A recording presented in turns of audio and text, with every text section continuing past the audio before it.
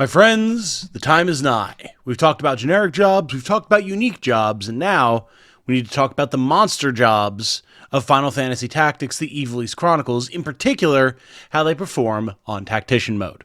My name is Tom, otherwise known as Titanium Legman, and welcome back. Hello everyone, if you enjoy what I do, including my ongoing coverage of some of our favorite turn-based strategy RPGs, such as Final Fantasy Tactics, the Ivalice Chronicles, whether that be guides, news, general discussion videos such as tier lists, or whatever else, then a like on this video and a subscription to the channel would be very much appreciated. Thank you so much. As a quick caveat, thank you to everyone for your patience and apologies for the delay in putting out videos. I know we have not been on a regular schedule recently, but with everything that's been going on for me recently, with the loss of my mom and all that, there's been a lot going on in real life that's kept me away from the recording desk, and then of course just my own tiredness and mental state and everything has been all over the place, so being able to just sit down and focus on putting out something of a decent quality has been a whole different challenge in and of itself. So thank you to everyone for being understanding. Thank you for your patience. Hopefully, with any luck, very soon we'll be back to a more normal schedule of uploads and different types of videos and things, but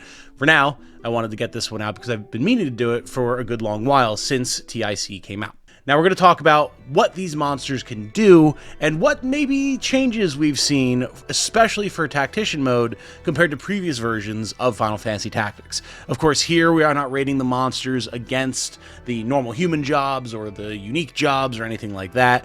We're also generally rating them on combat performance, with one major caveat that we'll talk about when we get there. Normally, I like to do these tier lists based on how these jobs and classes perform as part of your team, but every once in a while an exception will come around, and we'll talk about it as soon as we get to it. To start off, though, we do have our normal tiers, S through D. Nothing particularly crazy to talk about here in terms of like a SID tier or a calculator tier or anything like that.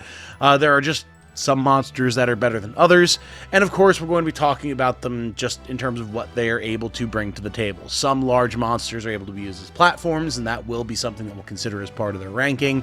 We will talk a little bit about what something can have as part of the Beastmaster, like the Beast Talk skill. Not generally super important, and then there's a couple of different types of monsters that will have some extra benefits due to certain unique characters that exist, and that is something to consider when you're thinking about how useful they'll be as part of your team. To start off with, though, we do have the Behemoth, a classic of Final Fantasy, and in the Ivalice Chronicles on Tactician mode, I would say Behemoths are solidly B tier. Behemoths are nice because they have a ton of HP and they can do a lot of damage, right? But that's really all that they do. Every once in a while, you'll be able to get like a free KO on a high HP enemy due to using things like Gore and the like, but they're pretty much melee exclusive units. Again, you have a little bit of leeway with Beastmaster and being able to do a couple of funky things, but for the most part, you need to run a Behemoth up into melee, you need to smack something in melee, hope that you hit, hope that you don't have any elevation issues, and when you are able to do that, they do hit very, very hard. However, they don't have a lot of utility outside of that, and especially on Tactician mode, the ability to have maybe a little bit of elemental effect going on, or being able to inflict some status effects, do some enemy disruption, is really a lot more valuable than just being a meat shield that can do some damage. So Behemoths are not quite as good as they used to be in previous versions of these tier lists. I do have my old tier list pulled up on my phone. We did have Behemoths in S tier originally, not the case anymore. They're not bad by any means. I actually used the Behemoth for a chunk of my run through Tactician mode originally, but there's definitely some stronger, more versatile options, shall we say. Not bad, B tier for Behemoth, but certainly not the best either. Next up, we have bombs, and bombs actually have gotten a bit of a glow up, and I'm going to say they can go in A tier. We used to have these in C tier, but a nice change was made to bombs, where their self-destruct ability no longer actually kills them, it just brings them down to a low HP, and the lower their HP when they use it, the more damage they do in the process. What this means is you can actually use bombs as, well, a bit of an action bomb, and let them take a hit or two, and then run into the enemy formation and blow up, while still then being alive, potentially drawing some extra enemy attacks, taking some heat off of your allies, no pun intended, and then being able to be revived, etc. If you're really lucky, the enemy might even ignore the bomb, and then you can explode again for even more damage. Combine that with the fact that you do have the ability to deal fire damage with bombs, so you can actually spec out for like a fire shield team, for example, to be able to use things like Spark to deal big AoE damage in the same AoE as like a samurai ability, but then heal your allies while also dealing your damage to your enemies, and you've got actually a pretty decent utility option. Is it the most versatile thing ever? No, but just that change to self-destruct, on top of the ability to do some damage and healing for your team, means that they can actually be a pretty solid option, and I like them a lot more than I used to. You never really wanted to have a ally or a unit on your team that its best option was to blow itself up and then take an entire unit off the board, but now that that's not how they function, that changes a lot. It's a small change, but a very impactful change. So I think they're definitely a very viable unit, shall we say. Next up, the classic Chocobos. Chocobos, I think, are still solidly A tier, which is where I had them previously. The nice thing about Chocobos is, again, the mobility and the utility that they can bring to the team. Things like Choco Cure to help keep your team alive are great. The fact that they have a very wide move range, so that they can move in, harry enemy units, get out, or potentially get in and out with your allies on them if you want to have a mounted unit, can be very, very powerful. And then the ability to deal range damage with things like Chocoball or Choco Meteor, being able to bust out Choco Asuna if you need a better support unit that way. There's just a lot of things that a Chocobo can do, and you're totally not in the wrong for bringing a Chocobo through basically the entire game with your team. Now, the big issue that they have always had is that Chocobos are very, very squishy. They tend to have very low HP, and if something focuses on them, they will explode pretty quickly. But in the grand scheme of things, with what they're able to bring to the team, they're still quite viable. Some people might argue that they should be in B tier because they're so squishy, but I found it's typically easy enough to be able to res a Chocobo if it goes down, and the value it'll bring to the team over the course of a battle through damage and support and healing more than makes up for the fact that they are very squishy. Basically like a normal squishy support healer, right? But with the ability to deal some damage in the process, which is always a fun time. Next up, Dragons. And dragons are... they're interesting, man. I think dragons, like behemoths, took a bit of a hit from the balance changes that gave us tactician mode, especially with enemy health and damage and modifiers to the damage that you can deal. I think they're pretty solidly B tier. In the past, dragons were really nice because you were able to deal elemental damage. You were able to deal damage to multiple enemies at a time. They were tanky. They're a large enemy or a large monster, so you can use them as a platform. They had a lot of utility going for them, but that raw, simple damage output just isn't as impactful as it used to be. Now, you do still have a race who can then buff dragons, which is nice for them. However, you don't get her till the end of the game that's dedicating an entire slot in your party to buffing a unit that's already not the most optimal choice. It's not the best thing. Are there worse monsters that you can take? Absolutely. You can certainly do worse than a dragon if you do want to bring one on your team, but they're not going to have as much going for them as you might hope or expect. In fact, the fact that behemoths are able to get like instant KO effects, even if it's random, still to me makes them better than basic dragons, so I think dragons are probably going to chill at the bottom of B tier. Certainly not the worst thing, but there are better options as well. Now, Trents, or Treants, or Dryads, or however you want to refer to them. These ones, these are tough, man. I had them in A tier previously, and I don't think that's necessarily wrong. The issue now, though, is the support effects and the healing that they brought to the table are generally weaker than they were before on Tactician due to the modifiers that are applied to your team. And then you still have to contend with the fact that Dryads or Treants or, again, whatever, have very restrictive height issues in terms of what their abilities are able to hit when you have any sort of elevation difference between the monster and whatever else you're trying to target. As a result, I'm going to drop them down solidly to C tier, our first C tier for the list. And there's really nothing that can be said to help them out. Like, when you're able to be on a nice, generally even plane, something like, say, the Aragway Woods or Mandalia or various different castle maps, like, I mean, the battle against Elmdor is actually a decent option for them because you're on flat flagstone. If you're not dealing with a battle like that, it's going to be really hard to get your Dryad to actually be able to use its abilities on enemies or allies when and where you need it to. So that alone makes them a very contentious choice. Combine that with the fact that they're basically just melee range, they're generally pretty slow, fairly fragile. There's definitely better options out there for support, especially on Tactician mode. I mean, just go to Samurai and get Protect and Shell on your entire party for free, and you're already off to the races, far and above most options that a Dryad is going to be able to bring to the table. So, unfortunately, don't really have anything that they can do for you that makes them a more than mediocre support unit. They're not outright bad, believe me, we'll talk about bad, but not my favorite. Not my favorite.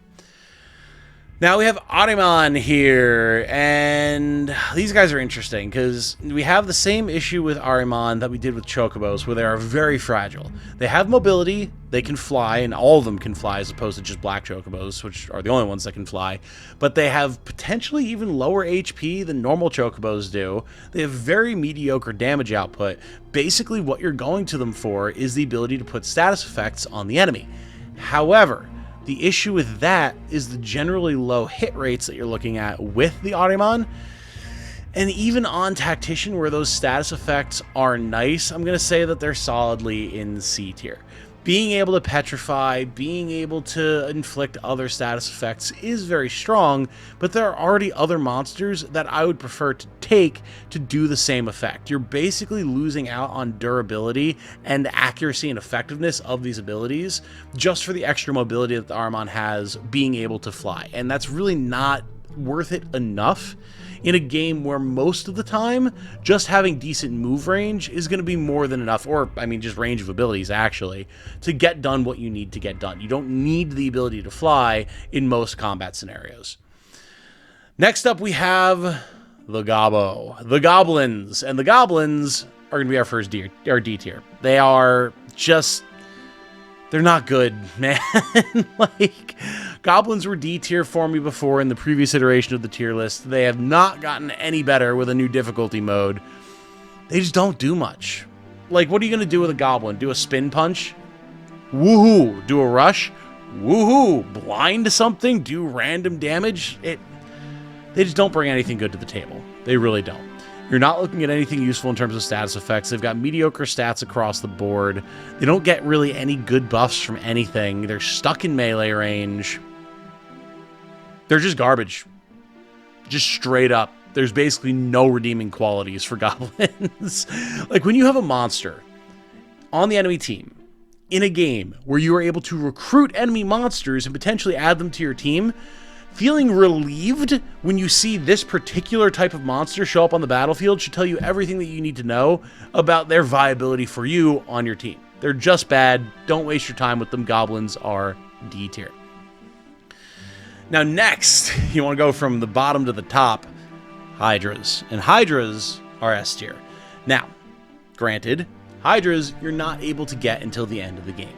However, the raw damage output that they can have, either in an AoE due to their Tri-Bite being able to hit the squares in front of them and to either side, or the potential for very strong random damage output with their different breath attacks, or just the ability to hit multiple allies or enemies in an area, potentially with elemental damage that you can absorb, makes them a very versatile unit.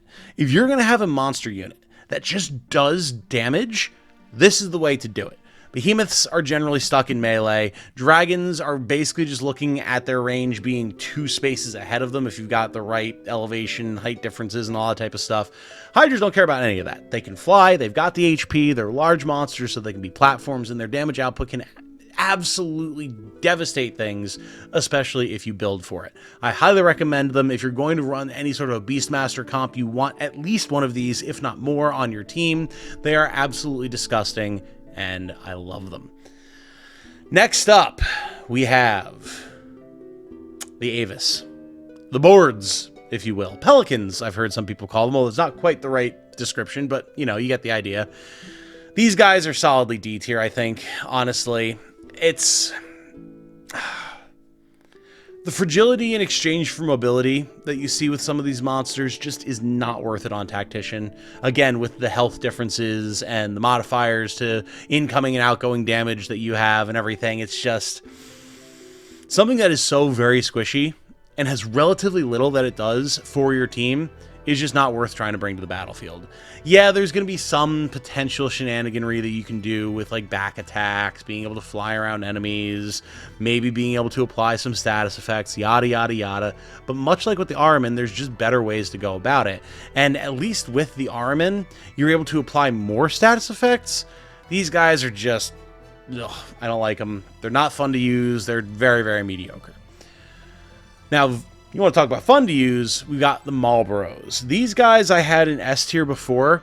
I don't know that I quite agree with that ranking now.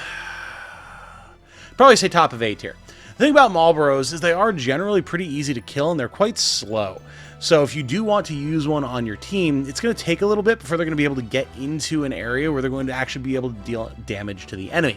However, the damage that they can deal is pretty decent, and they're able to put a ton of different status effects on things, which I do love in Tactician mode.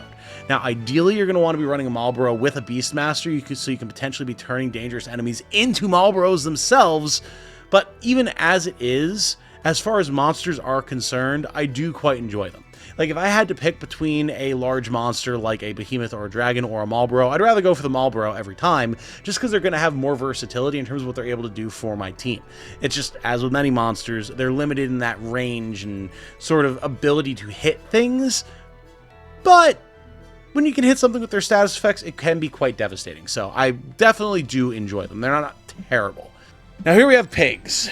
And remember I mentioned at the beginning of the video where I was going to have to make an exception for something that is not necessarily a good combat unit, but so incredibly vital to the Tactician experience. That's where pigs come into play, because pigs are phenomenal for poaching. Now, generally, we're not talking about poaching as part of this list. If we were, I could talk about things like Dryads being able to give you, or Elder Trents specifically, being able to give you defenders very early on in the game compared to when you can get other Knight Swords, which can be a very nice force multiplier for a lot of different characters in the game. However, it's not that big of a deal compared to what the pig is able to do, which makes it fairly unique.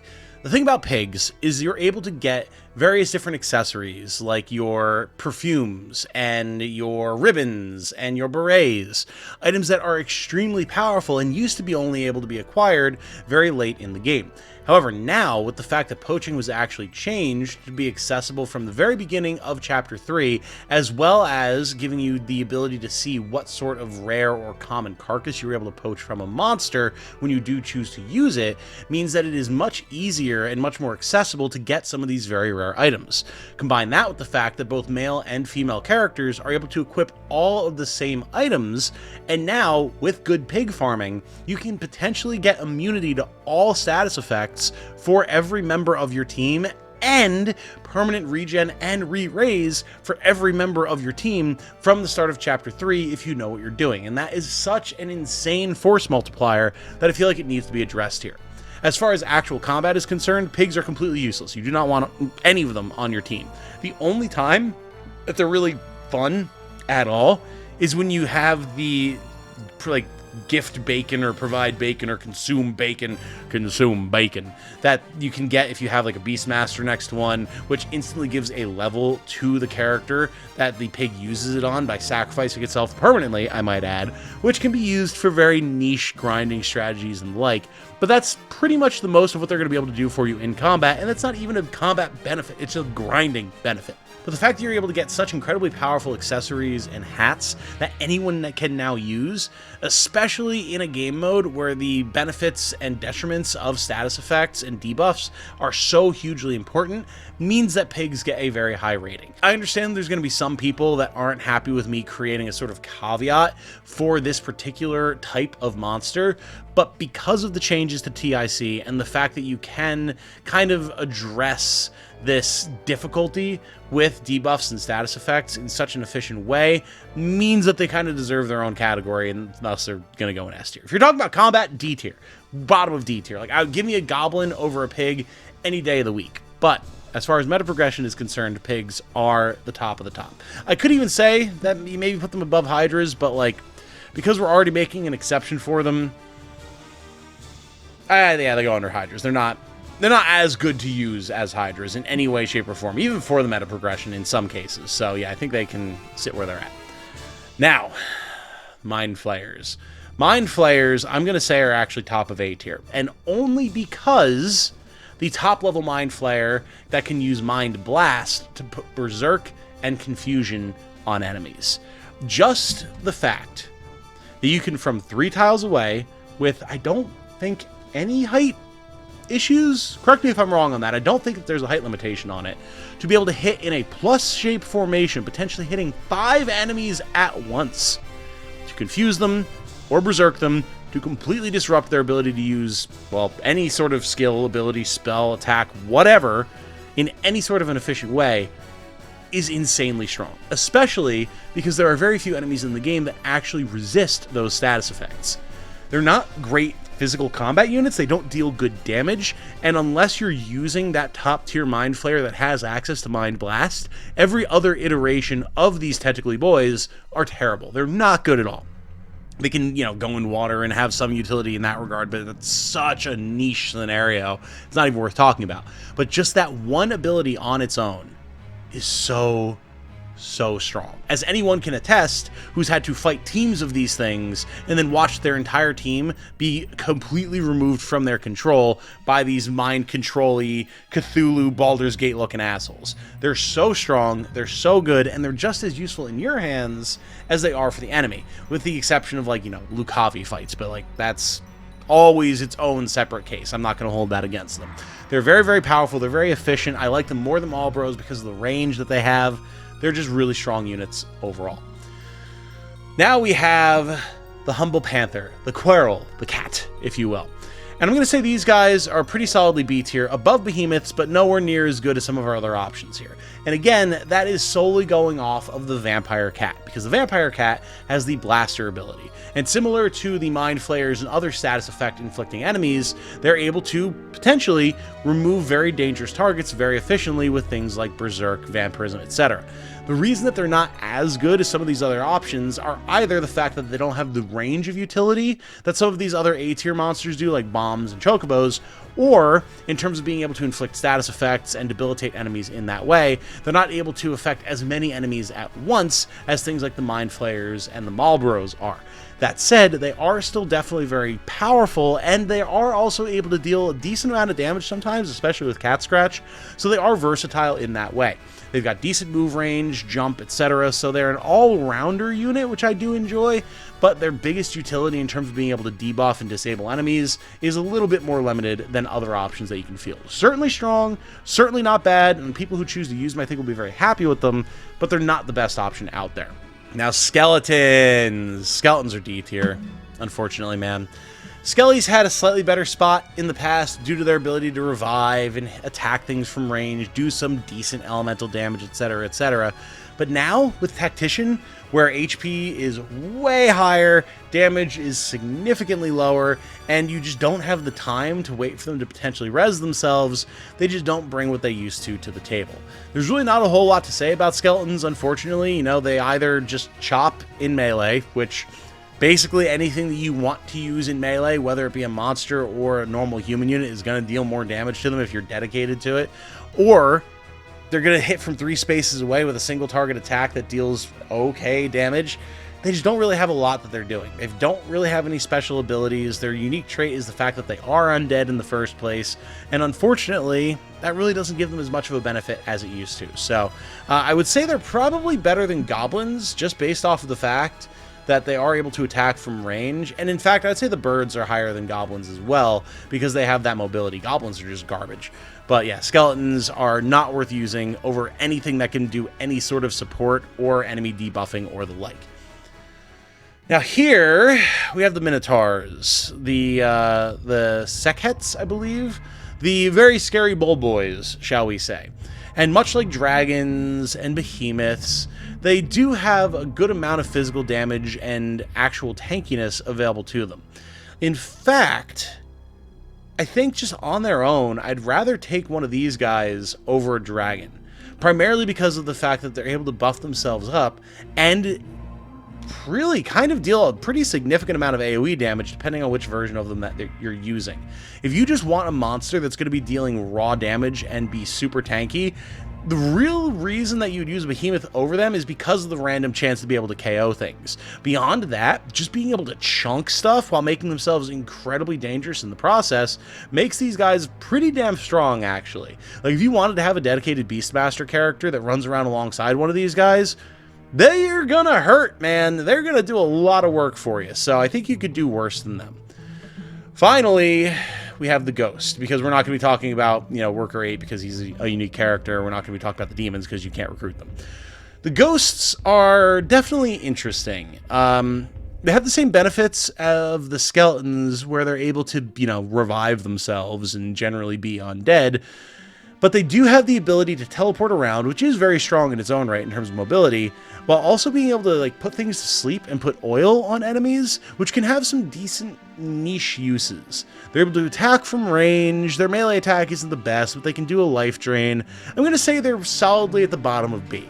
Just the fact that they're able to enable some interesting strategies, like, again, being able to put things to sleep so you can steal from them, or land low accuracy, high damage attacks, or be able to put oil on things that units like your bombs or fire mages or whatever can deal more damage, is a pretty unique option that nothing else on the list is really able to offer with any sort of regularity. That said, they are very fragile. They are very liable to just get blown up. They can then res because they're undead, but it takes a few turns. They're not the most efficient thing around by any means, but I do really enjoy them in the same vein. So I think solidly in B tier is where they would go. There's something that you could say for maybe having like a Ghost and a Bomb on the same team, so you can do a lot of oil shenanigans and get a little bit of support with the sleep, and then have like summoners with a Freet or black mages with the various different fire spells, maybe someone with some other sort of fire attack. You could do something with that. I mean, hell, get like a red dragon in there so you get fire breath. There's an option there. There's an option there, but they do need a lot of support. They are more of a utility option than a direct, well, really just damage option like some of the other characters and monsters on the list. And that is our tier list of monsters in Final Fantasy Tactics, the Ivalice Chronicles. We did a little bit of adjustment over the course of the video. I don't really feel the need to change anything here. I'm pretty happy with where all of these different monsters have landed. And it's interesting to see how some of these have actually jumped tiers compared to previous versions like War of the Lions. I really was not expecting bombs to be as fun to use and really as versatile and useful as they are now, but just that one change to self-destruct completely changes the way that you can potentially use them. The inclusion of the massively increased HP pools and the differences in damage on Tactician mode means that anything that can reliably dish out status effects and the like is extremely strong. There's some cool changes here, and doing some monster-only runs of TIC on Tactician is a very fun idea. Definitely something that I plan to do in the future. That said, I would like to hear what you guys think. Are there monsters that I'm undervaluing, that I'm overvaluing? Have you done any Beastmaster only runs? Would you consider something better or worse than I've discussed it here? Let me know all of that in the comments below. I love to have these discussions with you guys. It's always interesting to see what tactical thoughts y'all have and what sort of discussions and ideas you guys bring up that I can potentially participate in for future videos, or just see you guys doing your own runs. It's always a good time. For now, though, I think I'm going to wrap this one up here. My name has been Tom, otherwise known as Titanium Legman. Plenty more content for Final Fantasy Tactics to come, but for now, this has been a good wrap-up of our tier list videos. Until the next time, I hope that you all have a good night. Stay safe and healthy out there, everybody. And remember, be good to each other. Bye now.